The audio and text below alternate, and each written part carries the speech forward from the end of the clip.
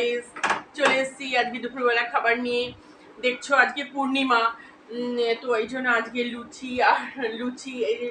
লুচি তরকারি আর কলা এই দুপুরবেলা খাবো, কারণ যেহেতু আজকে অন্ন খাওয়া যাবে না, পূর্ণিমা। সবার বাড়িতে পূর্ণিমা সবার বাড়িতেই নিশ্চয়ই, সবাই হয়তো সবার বাড়িতে হয়তো হবে না, কিন্তু আমরা খাই গুরু পূর্ণিমায় অন্ন খাবো না, মানে রুটি বা লুচি বা সাবু মাখা এই সমস্তই খাবার খাই।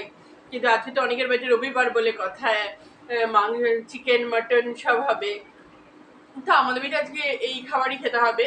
আর আমার ছেলে খেতে চায় না, ছেলে মাংস খেতে খুব ভালোবাসে। আমার হাজবেন্ড খাচ্ছে বসে, দেখো।